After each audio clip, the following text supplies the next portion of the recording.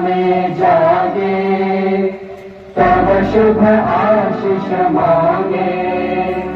गण मंगलदायक जय हे भारत भाग्य विधाता, जय हे जय हे जय हे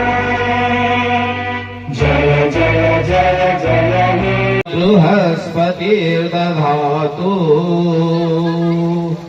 ॐ यद्जाग्रतो दोरमुदीति विदैपं तदुषुप्तस्य तथैष्यति दूरङ्गमं ज्योतिषं ज्योतिरेकं तन्मे मनः शिवसङ्कल्पमस्तु। नीलाचलनिवासाय द्राभ्यं जगन्नाथाय ते नमो। नीलाद्रिन शरणैकना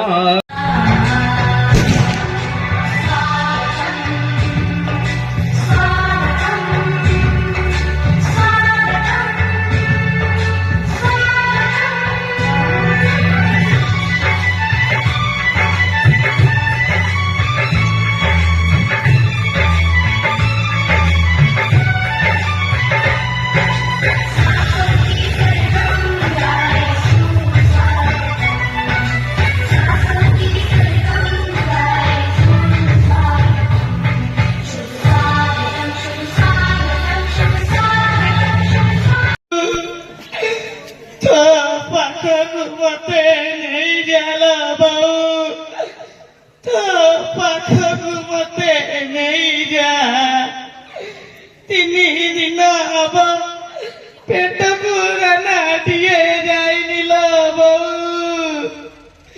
पेट पूरा नाटिए जाइनी। आज जदि संध्या बेले किछि पैसा न नेकी जाए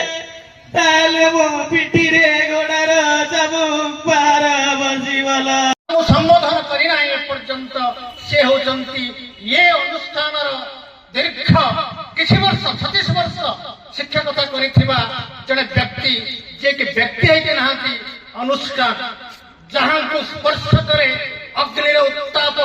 आमको दहन शक्तिर चेतना आम भितर जागृत करिथाय। से व्यक्ति होचंती रघुनाथ साहू मोर प्रणम्य पुरुष जहां सहित काम करिवार सौभाग्य मते मिलिछि। मु जेतेबेले 82 मसिया रे मोर चाकरी जीवन अध्यापक जीवन आरंभ करिथिली सेतेबेले तांकु मु चाहुथिली ये व्यक्ति मानस भितर कि प्रकार चिंताधारा अछि मु तांकु व्यक्त करे। से जने होसंती अशांत मनुष्य सरकारी स्कूल थी इंफ्रास्ट्रक्चर थी विद्यालय गेट थी पाचेरी थी फूल बगीचा थी पुष्करणी थी स्मार्ट क्लासरूम थी किंतु सरकारी स्कूल रे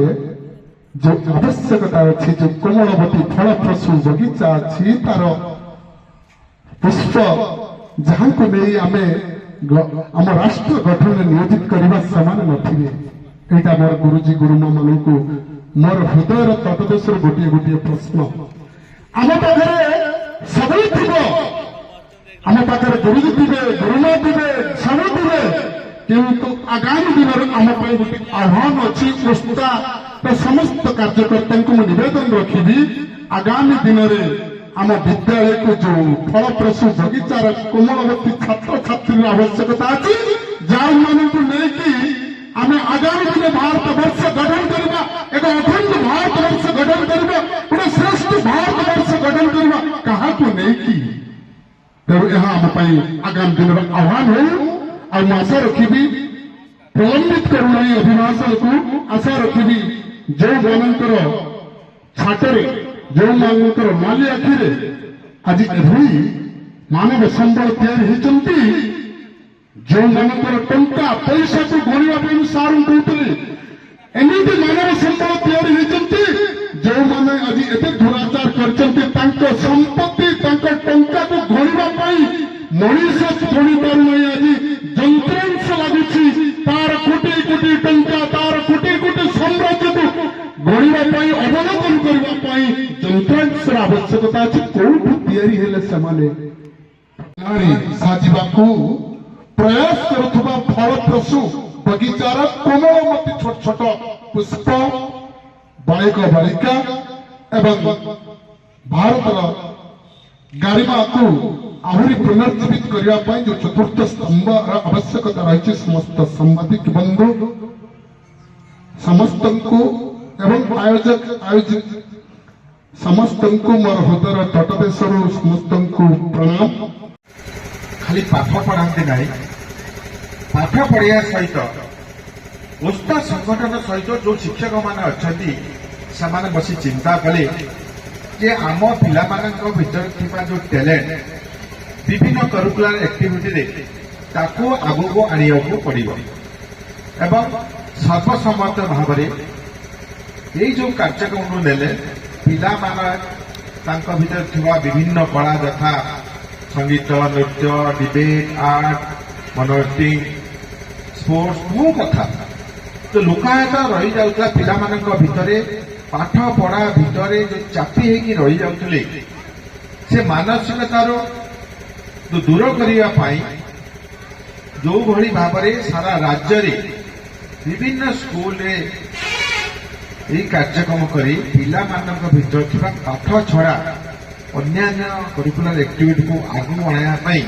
ଯୋଉ ପ୍ଲାଟଫର୍ମଟି ପ୍ରଥମେ ପିଲାଟି ଯୋଉ ପ୍ଲାଟଫର୍ମଟି ପାଇଥାଏ ସେ ହେଉଛି ସ୍କୁଲରେ ପାଇଥାଏ। ସେଇ ଯୋଉ ପ୍ଲାଟଫର୍ମଟି ଯୋଉ ଦେଇଛନ୍ତି ସେ ପାଇଁ ଓସ୍ତାର ସମସ୍ତ କର୍ମକର୍ତ୍ତାମାନଙ୍କୁ ମୁଁ ହୃଦୟରୁ ଧନ୍ୟବାଦ ଦଉଛି ଏବଂ ଭବିଷ୍ୟତ ଗଢ଼ିବା ପାଇଁ ତାଙ୍କର ଯୋଉ ପ୍ରୟାସ ଜାରି ରଖିଛନ୍ତି ପିଲାମାନଙ୍କ ଭବିଷ୍ୟତ ପାଇଁ ନିଶ୍ଚିତ ସେମାନେ ଧନ୍ୟବାଦର ପାତ୍ର ମଧ୍ୟ।